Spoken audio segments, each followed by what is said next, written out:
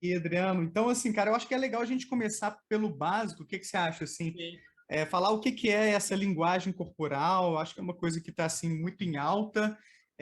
Até para contextualizar um pouco, né? A gente vai falar um pouco, talvez um pouco mais sobre o trabalho do Vitor Santos, Metaforando, porque é o maior canal a respeito desse assunto, não só do Brasil, mas aparentemente do mundo. Então é a figura pop a respeito desse tema e por isso a gente escolheu talvez aí, né? Não, na verdade não só por isso, mas você fez já uns 3 ou 4 vídeos lá no seu canal analisando o trabalho dele, discutindo alguns artigos científicos sobre o tema. Então, acaba que é por isso que a gente vai focar um pouco mais no Vitor Santos, mas o que a gente vai conversar aqui hoje se aplica a todo mundo que trabalha com linguagem corporal, né, Adriano?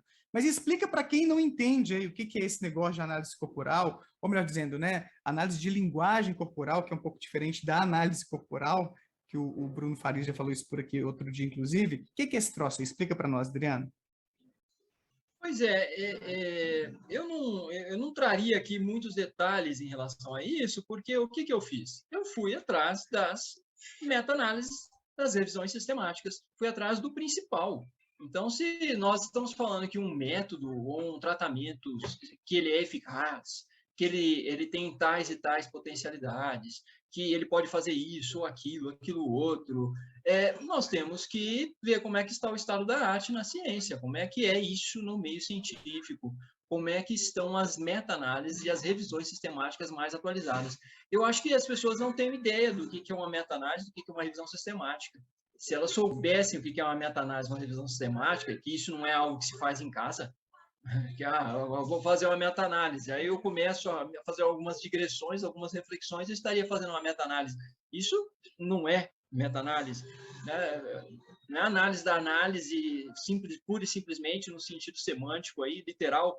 Não, meta-análise é um método de pesquisa científica, é uma metodologia utilizada para se observar o estado da arte, quais foram os estudos, os maiores estudos já realizados, faz uma amostra com vários estudos, você pega vários estudos já realizados em relação à eficácia do tratamento, por exemplo, e você vai, a partir disso, a partir de análises estatísticas, você vai ali fazer, produzir todas as referências estatísticas necessárias, todos os dados estatísticos necessários, que vão, de alguma forma, mostrar se na média, vamos dizer assim, para que as pessoas entendam, na média, se aquele tratamento, se aquele método, se aquele instrumento será eficaz ou não.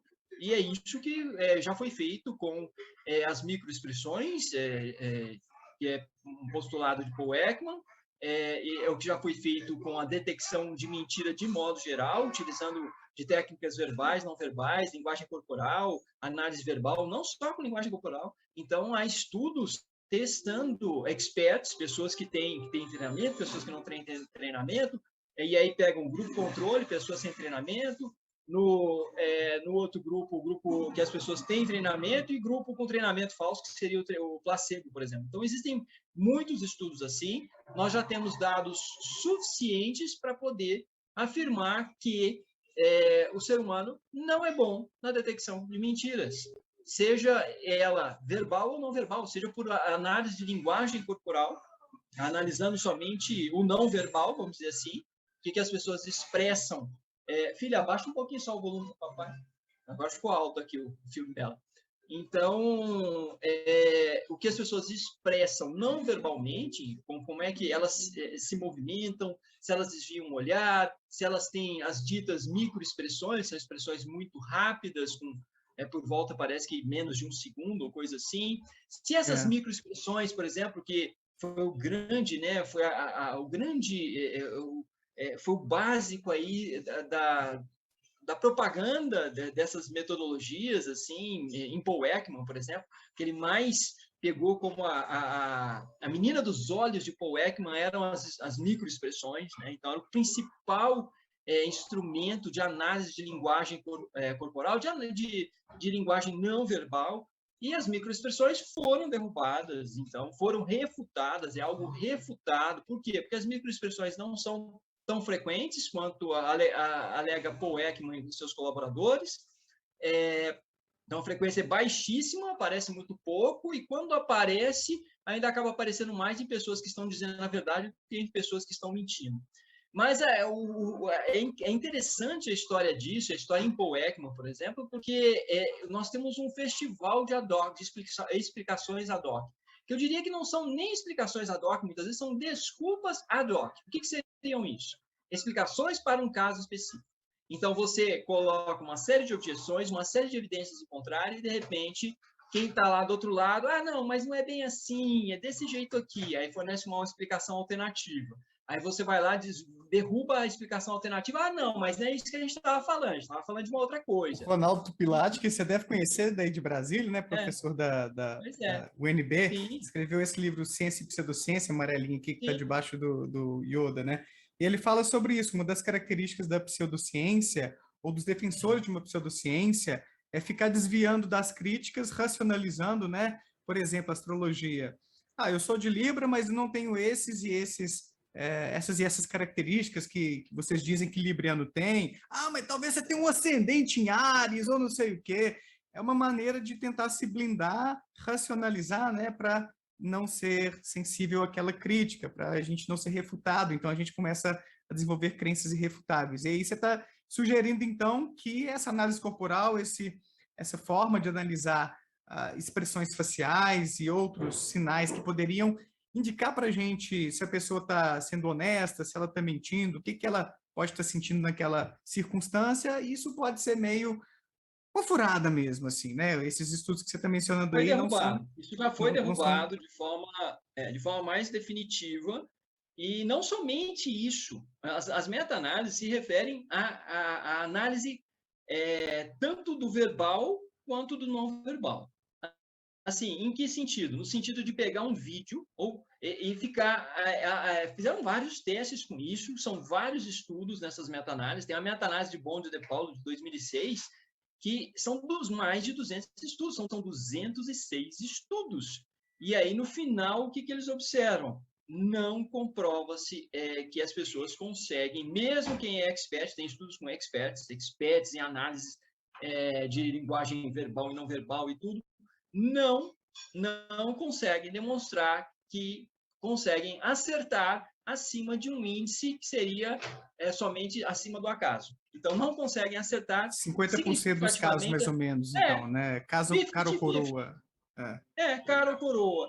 Então, o que os estudos vêm demonstrando, e são estudos que surgiram nos últimos 20 anos. Paul Ekman tem um trabalho na década de 70, parou ali, não publicou mais em periódico científico, em revista científica, então o trabalho dele é da década de 70 e está isolado lá na década de 70, e aí na Nature, até tem uma reportagem na Nature de 2010, onde eles entrevistaram Paul Ekman, então tem umas falas de Paul Ekman de que ele não estaria publicando em revistas científicas porque ele queria deixar o material longe de países espiões, como China, Rússia, Irã, e que seria perigoso ele publicar em revistas científicas, pois essas técnicas seriam muito valiosas para combater o terrorismo e estariam nas mãos de países espiões. Mas não faz o menor sentido isso, porque ele deixa de publicar em revista científica, vai lá e vende best-seller, coloca tudo em best-sellers, que aí qualquer um pode ler, não é somente o público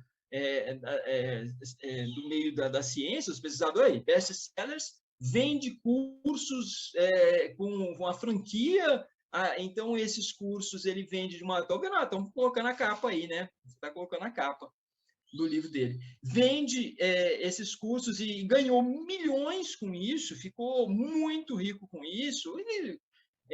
O Vitor Santos, mesmo, metaforando, deve estar muito bem financeiramente em função disso. Depois surge aquela série, em 2009, Lie to Me. Eu acho que, inclusive, o Vitor Santos deve ter se empolgado a partir da série, né, da midiática, que surgiu em 2009, e a partir daí muitas pessoas se empolgaram, mas desde antes de 2009 já estava o cenário para Paul Ekman já era muito ruim no meio científico, mesmo antes de 2009, porque as revisões de Bond de Paulo são de 2008, 2006. Eles trazem várias também meta-análises dentro dos artigos que eles publicaram.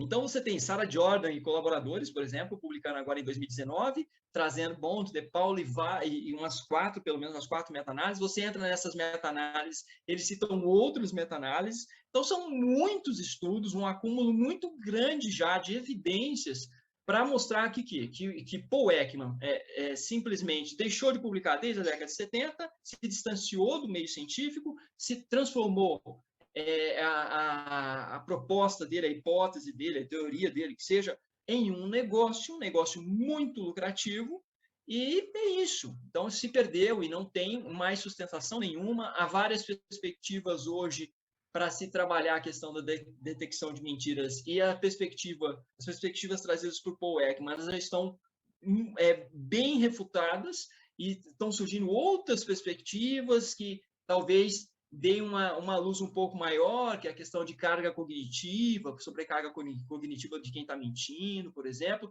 que aí entram em técnicas que já eram utilizadas, mas não tinham sido ainda devidamente testadas, e as técnicas básicas de inquérito policial mesmo. Você coloca a pessoa na tua frente e você vê que alguém que está mentindo acaba tendo muito menos detalhes na história, porque é complicado, né? Para quem está mentindo, ter muito mais detalhes. Tem muito menos detalhes do que quem está contando a verdade, por exemplo. Esse é um indício. A não ser que seja algo ensaiado, né? De repente, o mentiroso, se ele ensaia muito ali uma história e tal, ele pode até trazer detalhes, mas não é o mais usual, né? Mas mesmo ela ensaiando muito, porque o que tem se visto em termos de testagem atualmente, que os estudos têm demonstrado, mesmo ensaiando muito, o mentiroso não consegue reproduzir os detalhes que a pessoa que está falando a verdade reproduz. Então, a memória de quem está falando a verdade, conforme a pessoa vai até desenhando, vai descrevendo e tudo, tem muito mais detalhes e que se mantém sem contradição, com muito menos contradição do que o do mentiroso. Então, o mentiroso conta uma história uma vez, na segunda vez ela se altera um pouco, que é aquela história das explicações ad hoc, né? Você fala uma coisa, me perdoe fazer essa associação, mas ela é nítida para mim.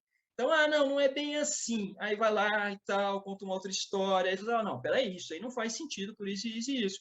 Não, mas eu não disse isso. Eu disse que isso aqui não faz sentido porque não é assim. Aí você vai lá e demonstra, não, mas não é isso. Então, assim, só para ver a questão dos defensores, vamos pegar, por exemplo, o caso dos defensores de Vitor Santos, né, do Metaforando.